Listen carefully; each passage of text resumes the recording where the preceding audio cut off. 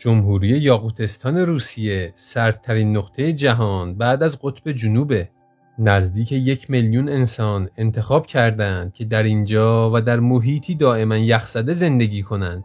سرما در اینجا به قدری است که باعث یخزدن همه چیز در محیط میشه. امروز با هم میخوایم با سردترین منطقه مسکونی جهان آشنا بشیم و ببینیم مردم چطور میتونن در این شرایط زنده بمونند.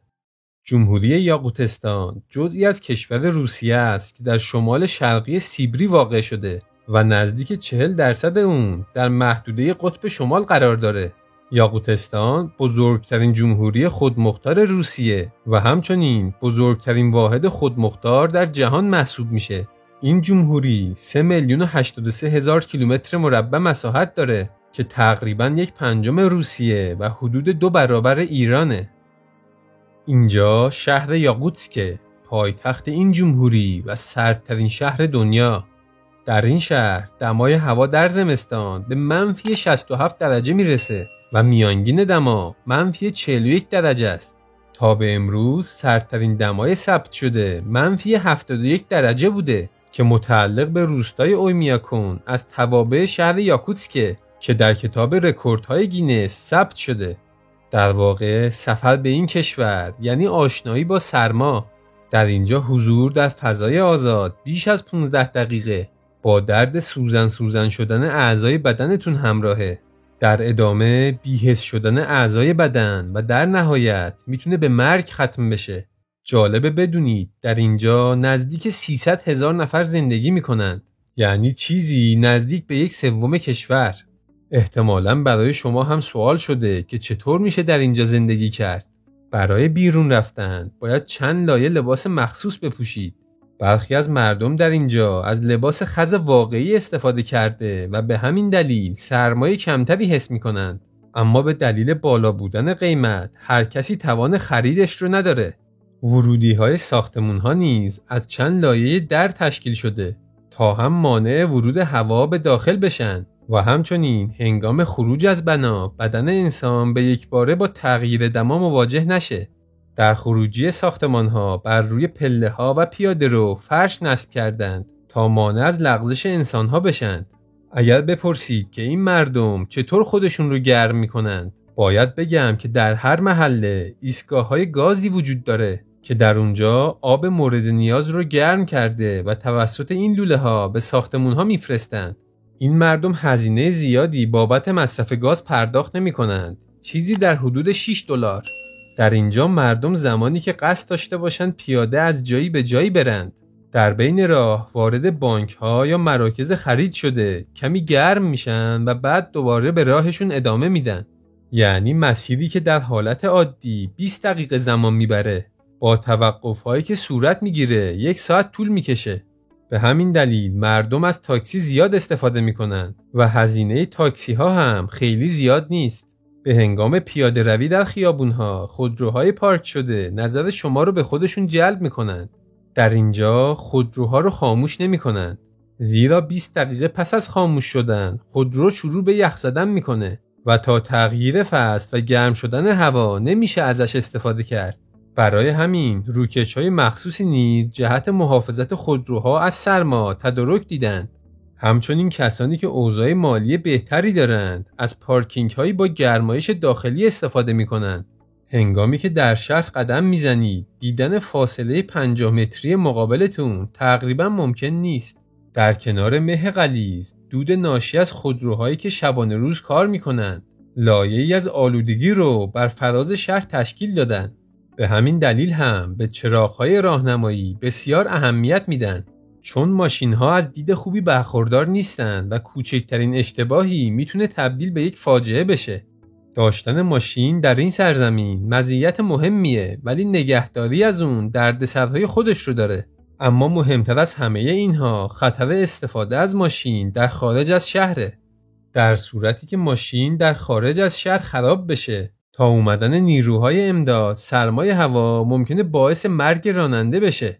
علیرغم تمامی این سختی‌ها و خطرات زندگی در اینجا فراتر از تصورات ما کاملا در جریانه.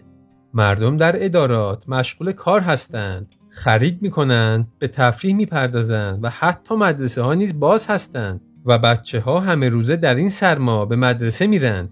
تا زمانی که دما به کمتر از منفی 55 درجه سانتیگراد نرسیده مدرسه ها تعطیل نمیشن. حتی در زمانهایی که دمای هوا به منفی 30 درجه میرسه میتونید در پارک ها بچه هایی ببینید که مشغول بازی هستند. در یاقوتستان هر خانواده به طور میانگین 3 بچه داره. در روستاها شرایط زندگی از شهرها نیز سخت‌تره.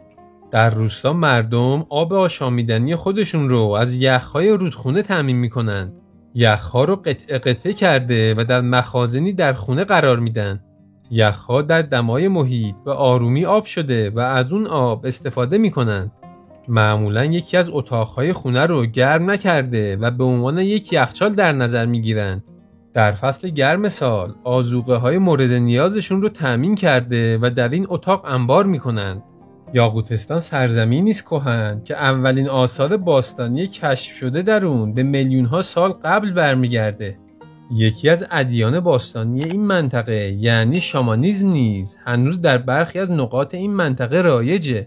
در دین شامانیسم طبیعت جایگاه ویژه‌ای داره و برای تشکر از نعمت‌های طبیعت به برخی از درختان تکه‌هایی از پارچه رو به این شکل گره میزنند. در یاقوتستان 40% جمعیت مسیحی، 26% آتئیست، 13% شامان، 17% روحانی و 2% نیز مسلمان هستند. یاقوتستان نزدیک 1 میلیون نفر جمعیت داره. 46% کشور رو یاقوت‌ها و نزدیک 40% رو نیز روس‌ها تشکیل میدن. باقی جمعیت نیز شامل گروه‌های اتنیکی دیگری همچون قزاق‌ها و ازبک هاست.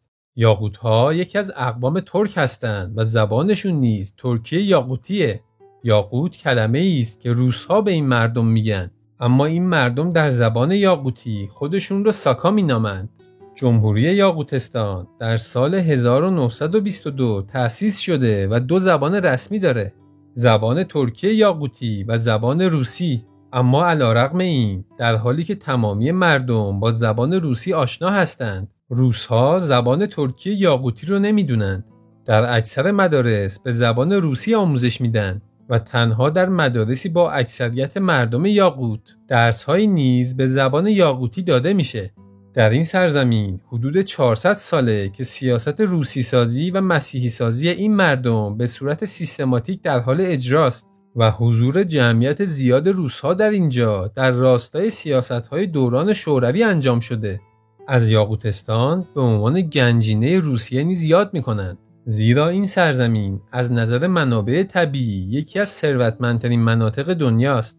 حدود 40% معادن طلای روسیه در این منطقه قرار داره. جدای از اون عناصری مانند الماس، یاقوت، طلا، نقره، مس، روی، گاز و زغالسنگ نیز استخراج میشه. این منطقه مالک 20% از ذخایر الماس جهانه و همچنین تمامی عناصر موجود در جدول مندلیوف نیز در اینجا یافت میشه. برای سفر به این جمهوری باید ویزای روسیه داشته باشید و با پرواز داخلی روسیه میتونید وارد این جمهوری بشید. سالانه حدود 2000 نفر به اینجا سفر میکنند و اکثر اونها به قصد کار به اینجا میان و نه به قصد گردشگری. در اینجا گارسونها در حدود $400، معلمها $850 و دکترها بیش از $1000 درآمد دارند. شاید بپرسید که فصل تابستون در اینجا به چه شکله؟ باید بگم که چون این منطقه سردی مدت زمان کوتاهی هم که باشه فصل تابستون رو تجربه میکنه و دمای هوا به بالای 30 درجه میرسه. فصل تابستون تقریباً 2.5 ماهه و میانگین دمای هوا در این فصل حدود 20 درجه است، در حالی که در زمستون فقط 5 ساعت در روز خورشید میتابه. در اواخر خرداد و اوایل تیر ماه خورشید نزدیک 20 ساعت در آسمونه. طبیعتاً چون این سرزمین یخزده‌ای برای کشاورزی مناسب نیست. تنها 1% کشور قابل کشته و اون هم در فصل تابستان. به همین دلیل در یاقوتستان کلمه‌ای معادل میوه ندارند و معادل روسی اون رو به کار میبرند. میوه ها و سبزیجات از کشورهای دیگه وارد میشن و به همین دلیل قیمت بالایی دارند. محصولات پروتئینی در بازارچه‌ای بدین شکل در فضای باز و به صورت یخزده به فروش میرسند. در اینجا در کنار ماهی، گوشت گاو، اسب، خرگوش و اردک نیز پیدا می‌کنید. این مردم در بسیاری از مواقع این گوشت‌ها رو یخزده و خام می‌خورند و میگن به دلیل دمای بسیار پایین تمامی میکروب‌ها از بین رفته و خام خوردن گوشت مشکلی ایجاد نمی‌کنه. همچنین خوردن گوشت خام باعث میشه که ویتامین‌های اون از بین نره و در نبود میوه و سبزیجات یکی از منابع لازم جهت تأمین ویتامین در اینجاست. البته در فروشگاه‌ها انواع گوشت گرم نیز به فروش میرسه. در اینجا خبری از حیوانات خیابونی نیست و فقط نوعی از سگ‌های قطبی میتونن در اینجا دووم بیارن. از دیگر حیواناتی که در اینجا میتونن زندگی کنن میتونیم به اسب‌های یاقوت اشاره کنیم. این اسب‌ها نسبت به اسب‌های معمولی کوچکتر و پشمالوتر بوده و تقریباً وحشی هستند. در طول زمستون در طبیعت دووم میارن و حتی برای خوردن آب میتونن در دریاچه یخزده سوراخ ایجاد کنند. همچنین همانند سایر نقاط سردسیر جهان، گوزن‌های قطبی نیز یکی از حیوانات کمیاب این سرزمین هستند که در برخی مناطق پرورش داده میشن و از اونها در کنار مصرف گوشت و پوستشون به منظور حمل و نقل نیز استفاده میکنن. امیدوارم که از تماشای این ویدیو لذت برده باشید. لایک ویدیو و عضویت در کانال رو فراموش نکنید. خدا نگهدار.